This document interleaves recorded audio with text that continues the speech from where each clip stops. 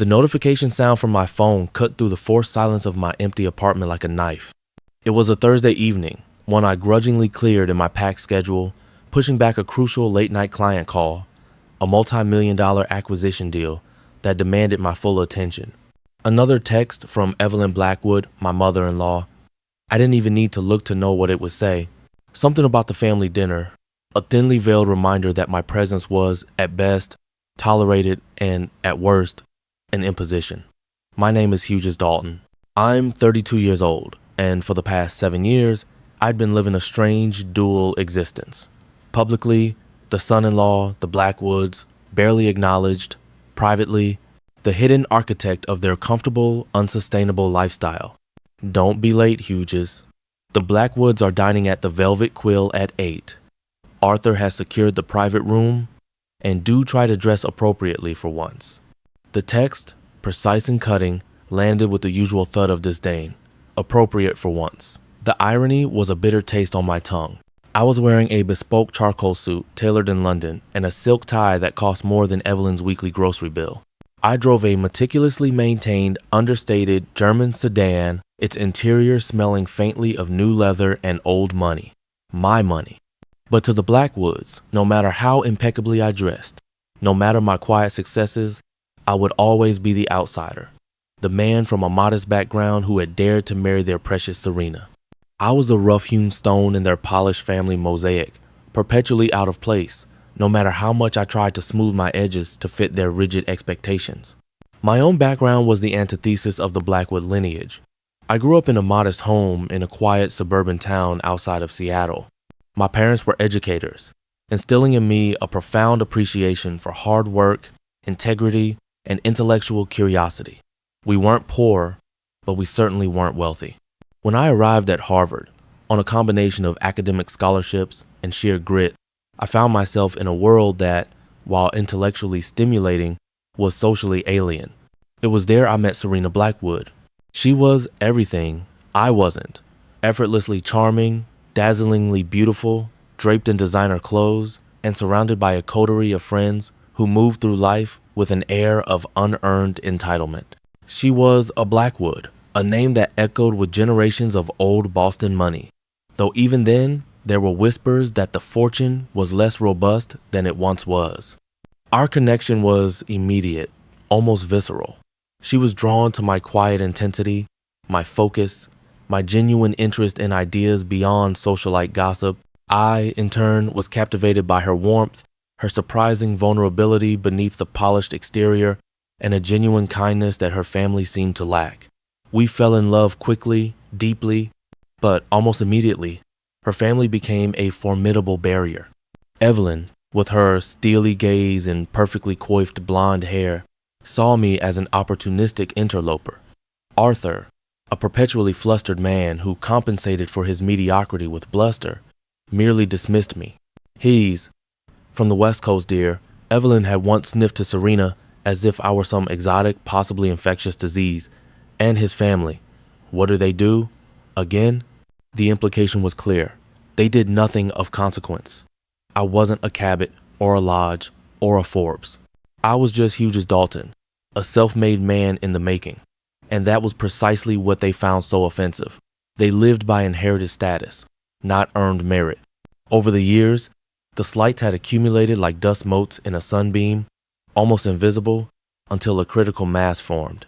There was the Christmas when Evelyn insisted on seating me at a separate, smaller table in the study, ostensibly for overflow guests, even though it was only 10 of us. The countless family vacations to Martha's Vineyard or the Caribbean, where my contributions to the travel costs were accepted without a word of thanks, while I was simultaneously excluded from the private yacht excursions or exclusive club memberships.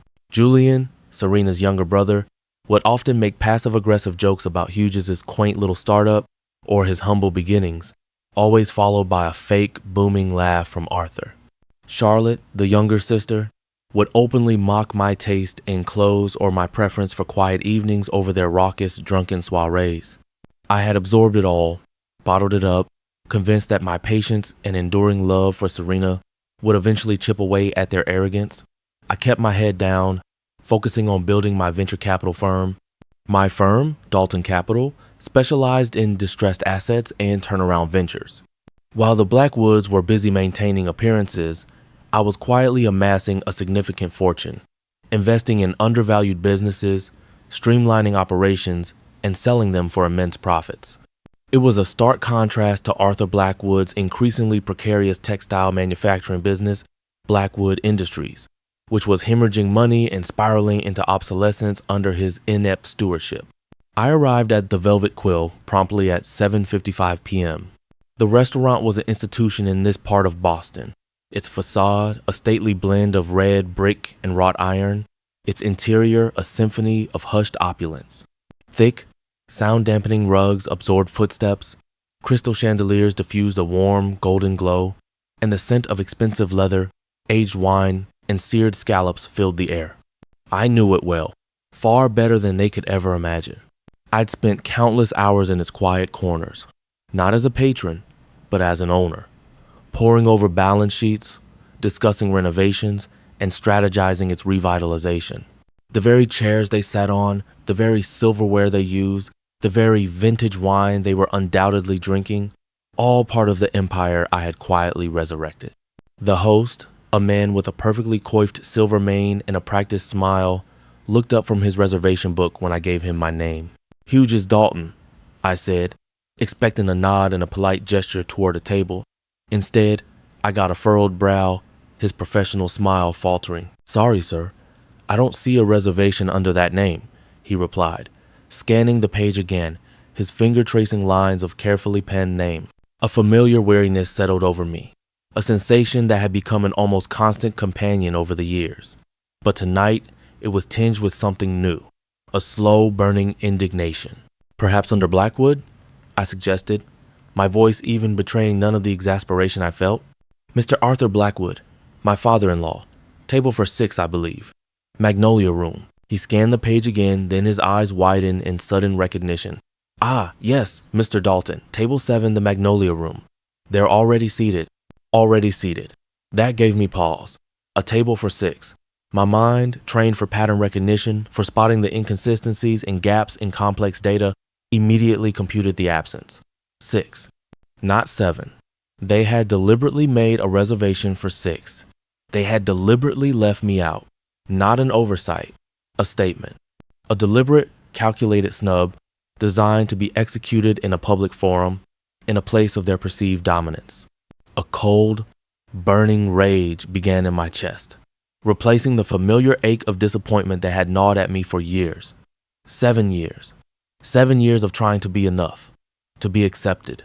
7 years of enduring their thinly veiled insults, their dismissive remarks about my background, my unconventional career path, my quiet demeanor.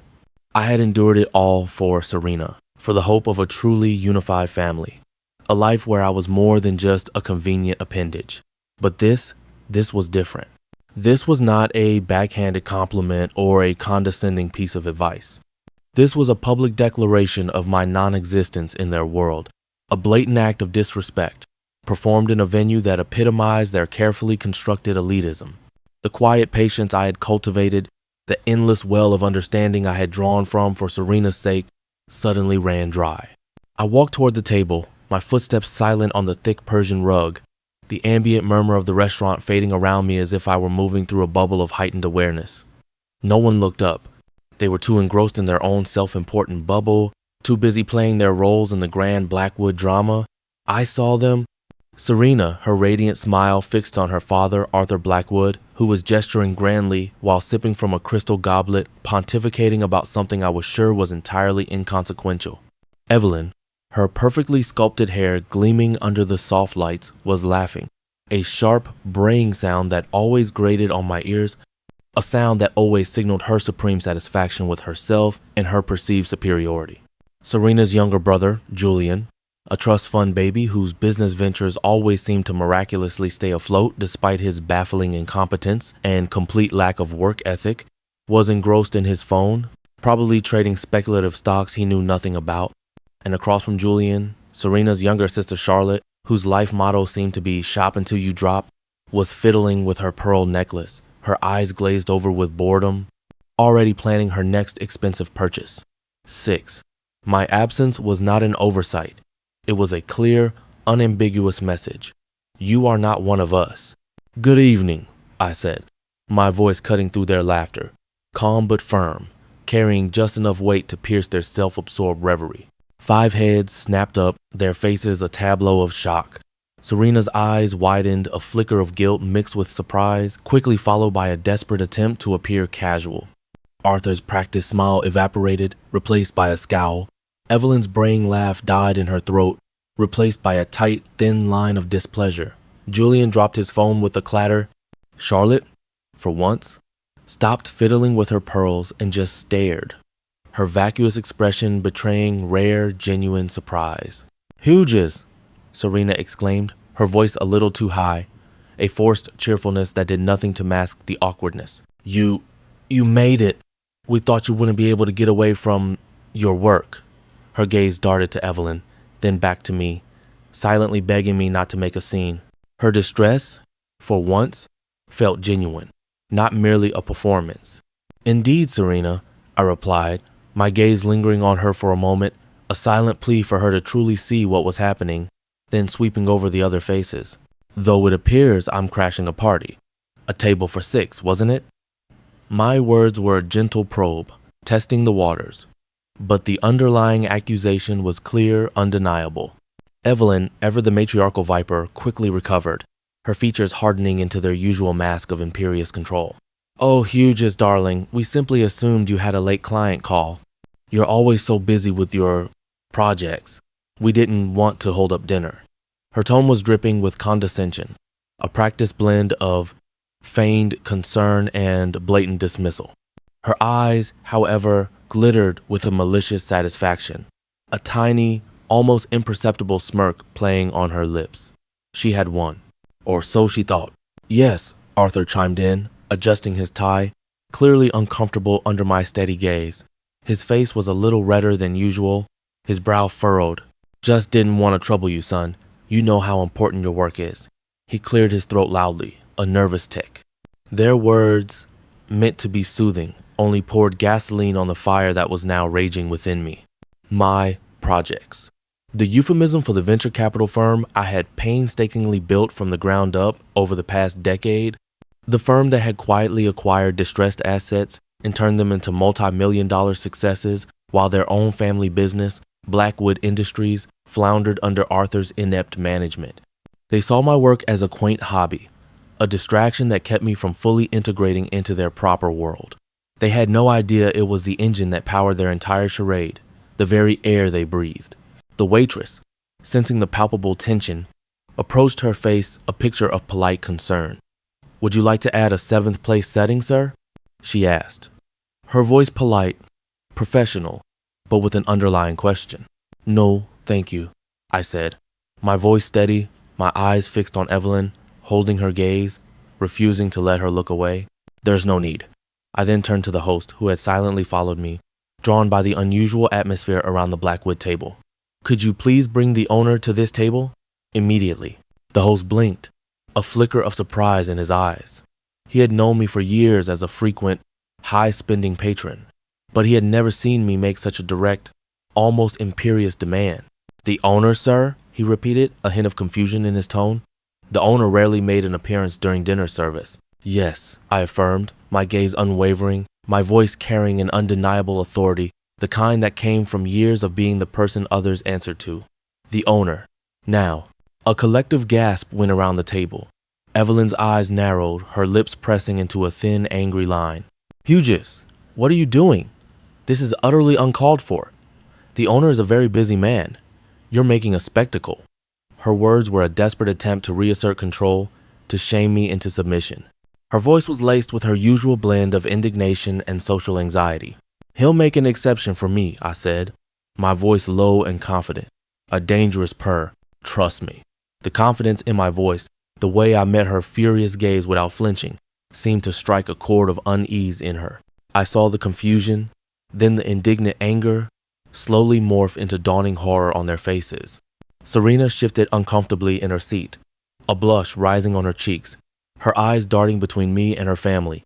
as if seeing us all clearly for the first time, realizing the enormity of what was unfolding. Arthur's jaw tightened, his face paling. Julian, for once completely engrossed in something other than his phone, stared, his jaw literally hanging open. Charlotte, with her limited capacity for independent thought, finally dropped her necklace, its delicate chain clinking against the table, the small sound loud in the suddenly oppressive silence. The illusion they had so carefully cultivated for their lives, and my place in it, was not just cracking, it was shattering. A few moments later, a man emerged from the kitchen, a tall, distinguished figure in a pristine chef's jacket, wiping his hands on a clean towel. He was Chef Antoine Dubois, the executive chef and the widely recognized public face of the Velvet Quill's ownership group. When he saw me, his face lit up in a wide, genuine smile, a warmth that instantly dissipated the tension, at least for him. He moved with a quiet dignity, his presence commanding respect. "Mr. Dalton," he exclaimed, his voice hearty, striding directly to our table, completely bypassing the stunned Blackwoods and addressing me directly. "A pleasant surprise. What can I do for you this evening? Is everything to your satisfaction?" He looked at me with an almost paternal affection, a silent acknowledgement of our long-standing, fruitful business relationship that transcended mere patronage. My family, my wife's family, stared, utterly dumbfounded. Evelyn's mouth opened and closed like a fish out of water, no sound escaping, her eyes bulging. Arthur's face was a mask of disbelief, his eyes darting frantically between Chef Dubois and me, a dawning realization coloring his cheeks. Julian just gawked, his usual smugness replaced by utter, speechless confusion, looking utterly lost without his digital crutch. Charlotte simply looked utterly bewildered, as if the very foundations of her reality, built on inherited privilege and carefully curated appearances, had just crumbled into dust. The air around them suddenly seemed to vibrate with their shock and humiliation, a palpable pressure that was almost stifling. "Chef Dubois," I said, offering a small, polite smile, a gesture of respect that stood in stark contrast to the contempt I had just endured. "Thank you for coming. Everything is exquisite, as always. But I have a small matter to discuss with my family here, and I just wanted to ensure that as the owner of this establishment, you could confirm a few details for them." My tone was measured, my words carefully chosen, each one a hammer blow to their edifice of pride, delivered with surgical precision. Chef Dubois' smile didn't falter. He knew exactly what I was doing. He'd seen me quietly observe and manage the entire Crimson Hospitality Group, the parent company that owned the Velvet Quill and 12 other high-end restaurants across the East Coast, including some of Boston's most exclusive dining spots, each one a testament to my strategic vision and relentless effort. He simply nodded, his eyes twinkling, a conspiratorial glint in them, a silent accomplice in this long overdue reveal. "Of course, Mr. Dalton. Anything you need. It is always a pleasure to assist a true visionary. The Blackwoods here," I continued, my voice calm, but with an underlying steel that silenced all objections, "seem to be under the impression that I am an inconvenience, that I don't belong here. They appear to have made a reservation for 6, pointedly excluding me from this family dinner as they deem my presence unnecessary, an unwanted burden." I gestured to the empty space beside Serena, a poignant symbol of their dismissal, a gaping hole that suddenly represented everything wrong with our relationship. "Perhaps, Chef, you could remind them of the true guest list tonight, or, rather, the true owner of the guest list." Chef Dubois turned to the stunned Blackwoods, his smile polite but firm, his gaze settling on Evelyn, the source of so much of my quiet suffering, the architect of so many slights. "Mrs. Blackwood, Mr. Dalton isn't just a valued patron," he said, his voice carrying the authority of someone who knew the truth, a truth that was about to upend their world. "He is, in fact, the owner of the Velvet Quill, and indeed, the entire Crimson Hospitality Group. He acquired the struggling chain 5 years ago, rescued it from the brink of financial collapse, and transformed it into the thriving success it is today. So, in a very real sense, he is the host of this dinner, even if he wasn't explicitly invited." The silence that followed was so profound, it felt like the entire restaurant had stopped breathing. Other patrons, subtly drawn by the unusual scene, turned their heads, their hushed conversations dying down. Evelyn's face, usually so composed, so meticulously made up, contorted into a grotesque mask of shock and fury. Her perfectly sculpted blonde hair seemed to frizz with indignation. Arthur dropped his napkin, his hand shaking slightly, his face a sickly shade of gray.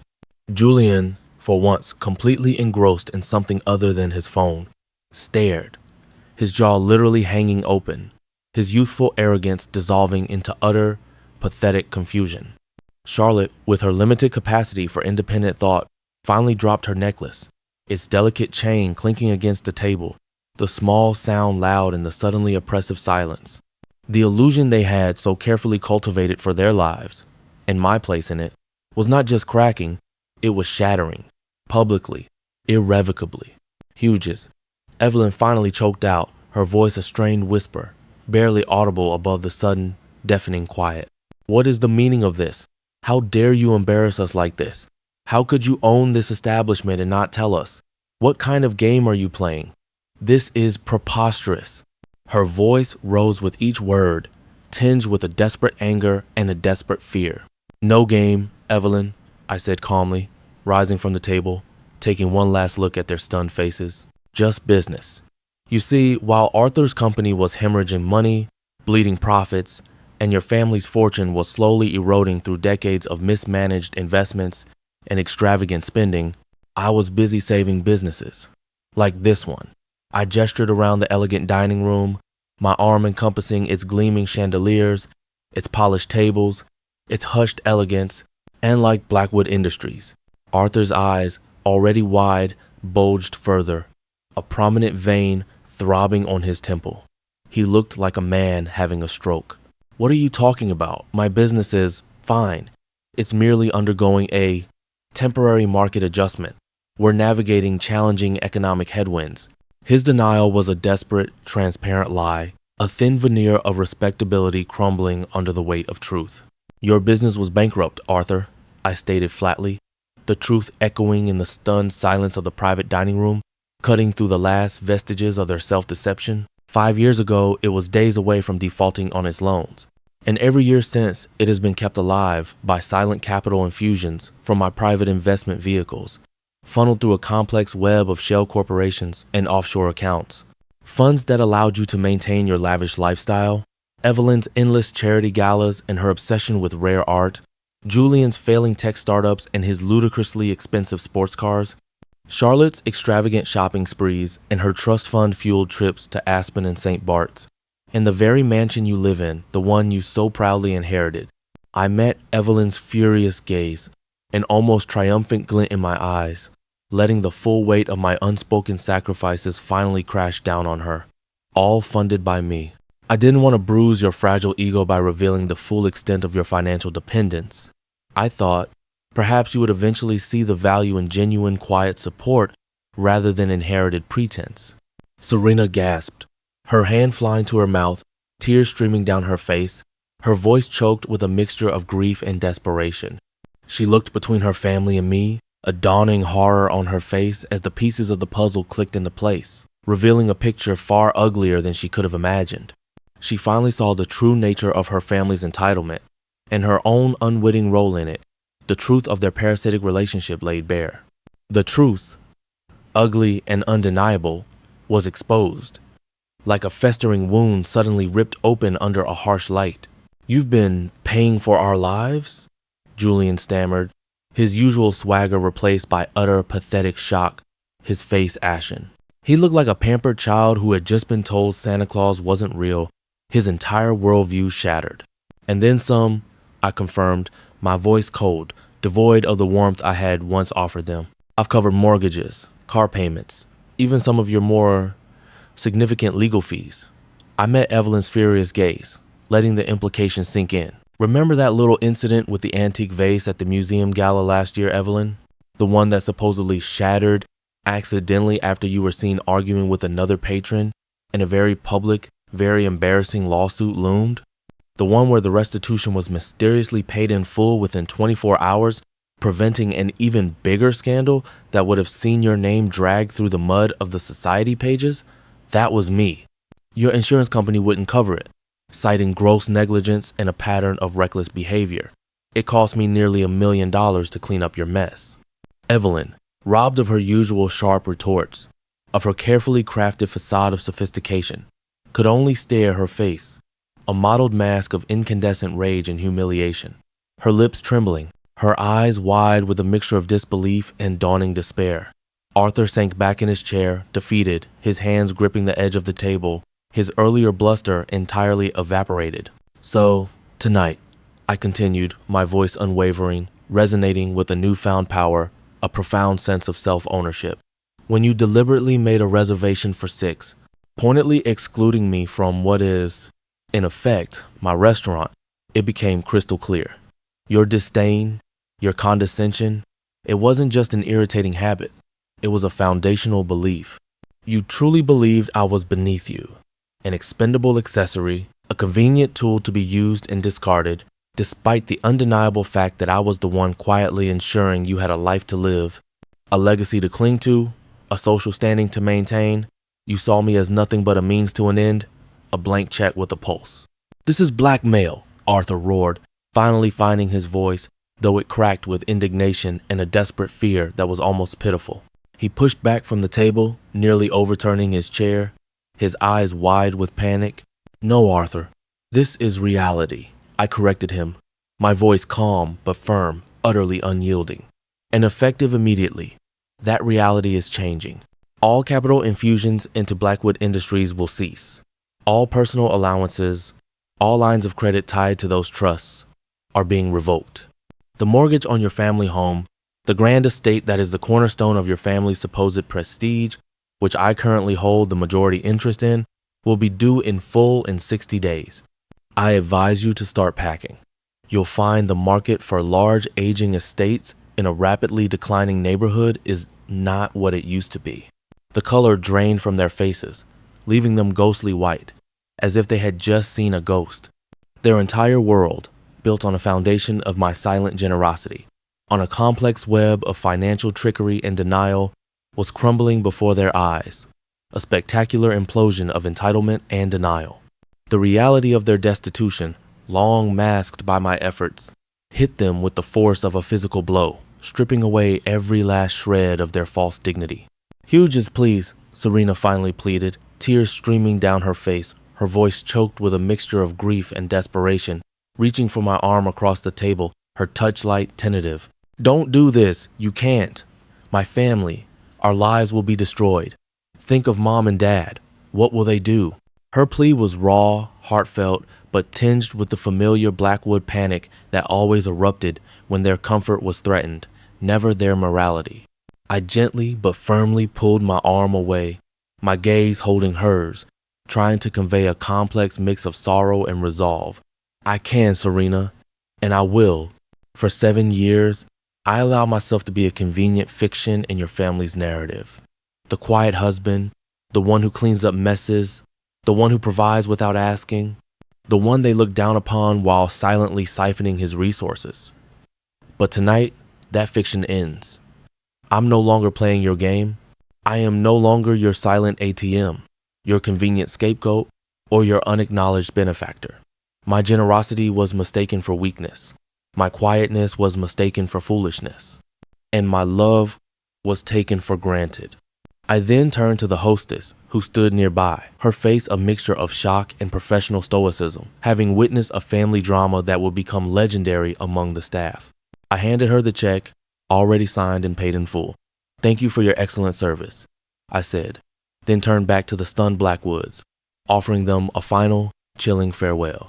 Enjoy your dinner, Blackwoods, I said, my voice cutting through their stunned silence, each word a crisp, deliberate cut like the finest blade. It's your last one on my tab, and your last one in this restaurant, or any other under the Crimson Hospitality Group umbrella. Consider your patronage terminated.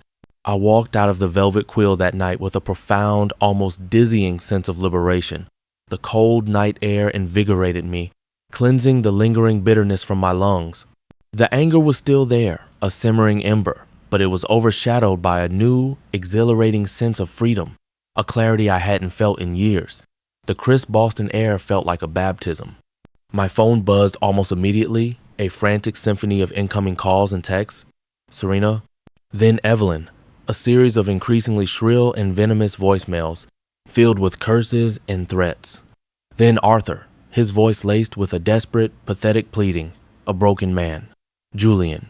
Charlotte. I ignored them all, letting them scream into the void. Their panic was their own now, and I had no obligation to quell it.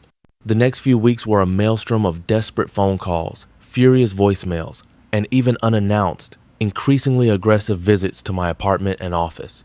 Evelyn was particularly virulent, alternating between tearful pleas for me to come to my senses and venomous threats of social ruin and legal action, as if I cared about their rapidly dissolving social standing. You'll regret this, Hughes. You're destroying your wife. You're destroying us. You're a monster, a cruel, heartless brute. We'll see you in court. You destroyed yourselves, Evelyn, I said calmly during one of the few calls I answered, my voice devoid of emotion, a flat, hard statement of fact. I merely stopped patching the holes you kept pretending weren't there. Your financial problems are a direct result of decades of your own reckless spending and Arthur's gross mismanagement. I simply removed the emergency life support you never acknowledged and never appreciated. Your entitlement is your undoing. Serena's calls were different. They were filled with genuine anguish, confusion, and a desperate plea for understanding. She didn't know. She truly hadn't known the full extent of their financial dependency on me or the true state of her father's business. She had believed their lies, their facade of success, living in a gilded cage of manufactured reality, oblivious to the man tirelessly working behind the scenes. We had long, difficult conversations filled with pain and raw truths.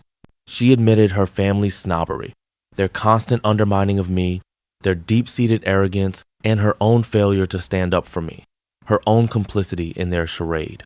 She cried, apologizing for her own blindness, for not seeing past the surface, for not standing up to them more forcefully, for not valuing me for who I truly was, rather than what I could provide. It was the first time in years we had truly been honest with each other, stripped of pretense, and the honesty was both liberating and heartbreaking, a necessary amputation for future growth. Blackwood Industries formally declared bankruptcy 3 weeks later. The Graham Blackwood family home, passed down through generations, the very symbol of their fading prestige, was put on the market as I moved to foreclose on the mortgage. Arthur and Evelyn's entire financial edifice, built on my hidden support, on years of my quiet sacrifice, collapsed spectacularly. Julian's latest tech startup vanished overnight, its seed funding gone, and Charlotte's credit cards were maxed out, her accounts frozen, her luxury shopping sprees brought to an abrupt halt. Their social standing plummeted. The whispers in Boston's elite circles were vicious, amplified by the sudden, spectacular collapse of a seemingly venerable family, their downfall serving as a cautionary tale for those who prided themselves on their inherited wealth. My venture capital firm's partners, whom I had quietly confided in after the incident at the Velvet Quill, offered unwavering support. They saw not a vindictive man, but a brilliant strategist who had finally asserted his worth, whose quiet competence had been dramatically revealed. They knew my quiet power, my knack for identifying and turning around failing ventures, my ruthless efficiency when it came to business. My decision to expose the Blackwoods, though emotionally charged, was also a meticulously calculated business move. It cleaned up the messy entanglement of my personal finances with their liabilities, freeing up immense capital and precious mental space for far more profitable ventures. It was a strategic divestment, albeit a dramatic one, clearing the decks for new, unburdened growth. Serena and I decided to take a break, an indefinite separation. The years of her family's insidious influence, her own unwitting complicity, and the sheer crushing weight of their financial ruin were simply too much to simply brush aside. She needed to find her own feet, to build a life based on her own merits, to understand a world where she wasn't propped up by either her family's dwindling legacy or my secret wealth. She needed to learn to stand on her own 2 feet, something her upbringing had never prepared her for. And I needed to heal, to find out who Hughes Dalton was without the constant need for external validation or the burdensome responsibility of supporting an ungrateful family. It was heartbreaking, like tearing a piece of my own soul away, but it was also necessary for both of our individual growths. We continued to speak, tentatively, building a new kind of relationship, one based on shared vulnerability rather than shared pretense. The lessons I learned from the Blackwoods, from their ingrained sense of entitlement, their profound arrogance, and their willful inability to see beyond their own self-importance, were invaluable. They taught me the true cost of allowing others to define your worth, the insidious danger of silently enduring disrespect, and the corrosive nature of unacknowledged sacrifice. They taught me that sometimes the most profound acts of self-respect involve drawing new boundaries, severing toxic ties, and reclaiming your own narrative, no matter how painful the process, no matter how much it shakes the foundations of your own life. One sunny afternoon a few months later, I sat on the balcony of my new penthouse apartment overlooking the Charles River, a panoramic view of the city I now truly owned, figuratively and literally. The gentle breeze, carrying the faint sounds of distant traffic, was a balm to my soul, a cleansing force. My phone buzzed. A text from Serena. The house is sold. We're moving into a small apartment. It's different, scary, but I actually got a job today. A real one. For the first time, Hughes, I feel like I'm building something myself. Something real. Something I earned. A small, genuine smile touched my lips. She was finally taking her first steps towards true independence, towards forging her own identity, free from the suffocating grip of her family's expectations and their financial charade. And that was all I had ever truly wanted for her, even if it meant doing the unthinkable to her family. Our separation continued, but with a new understanding, a new respect that transcended the past, a fragile hope for a different future. My career thrived. My venture capital firm expanded, taking on larger, more impactful turnarounds, venturing into new, exciting sectors, establishing itself as a formidable force in the industry. I became known not just for my financial acumen, but for my uncompromising ethics, my quiet determination, and my uncanny ability to see the true value in overlooked assets, whether they were struggling businesses or undervalued people. I invested in companies that championed innovation, that treated their employees with respect, that built genuine value, not just smoke and mirrors. My reputation soared, built on a foundation of integrity and undeniable success, a stark contrast to the hollow facades of the Blackwoods. The whispers that followed me now were of admiration, not dismissal. One day, I received an anonymous package at my office. Inside, nestled on a bed of black tissue paper, was a crumpled, faded photograph. It was from that infamous Christmas dinner taken moments before I walked in. The Blackwoods were all there, their faces contorted in smug laughter, raising their glasses, radiating self-satisfaction. And behind them, almost imperceptibly, I could see a reflection in a polished mirror, the host, just beginning to turn, his expression still neutral, unaware of the storm about to break. It was a stark reminder of their contempt, a snapshot of their obliviousness, a frozen moment of my unacknowledged suffering, a final piece of evidence from a life I had left behind. I didn't hesitate. I burned it too, watching the image of their smug faces curl into ash, their laughter dissolving into smoke, their power over me incinerated. No more silent bailouts, no more hidden support, and now, no more anger, just a quiet, resolute peace. The past was truly behind me. I set the phone down, leaned back in my chair, and stared out over the Boston skyline. The sun was climbing, painting the clouds in hues of orange and pink, a breathtaking canvas of light and possibility, a promise of new beginnings. A slight breeze passed over the balcony below, carrying the distant sounds of the city, a symphony of progress and life. The world kept moving, vibrant and alive, bustling with opportunities, but up here, in my sanctuary, it was a poetic silence. They thought they could write me out of the story, sideline me, shrink me down to a footnote in Serena's curated life. They thought they could control me, manipulate me, make me disappear. They believed their social standing, their name, their inherited past was impregnable. But they underestimated something important. They underestimated the quiet man who listened more than he spoke, the man who observed every detail, the man who built his own empire brick by painful brick. They underestimated my resolve, my patience, and my fundamental belief in fairness. I had the pen the whole time, I'd written checks with no name on them. I'd signed contracts no one bothered to read.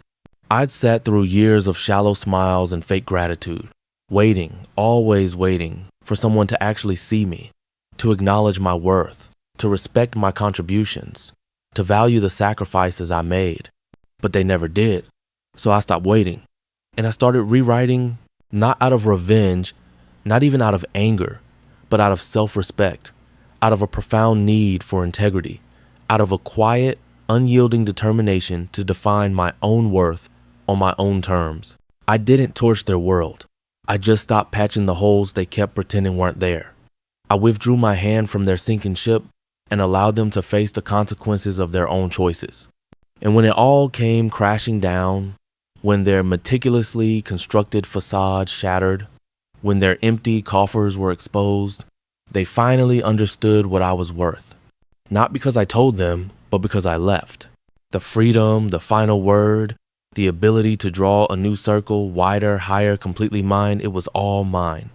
A legacy built not on inherited privilege, but on hard work, integrity, and self-worth. Remember that sometimes the people who try to tear you down, who try to diminish your worth, who scoff at your quiet strength, become the very catalyst for building something far greater than you imagined possible. It wasn't about seeking revenge. It was about reclaiming my narrative, asserting my boundaries, and proving that true power comes from within, from integrity, and from unwavering self-respect, not from inherited wealth or manufactured social standing. It was about choosing myself, forging my own path, and building a legacy that truly reflected my values. And that, I realized, was the most profound success of all.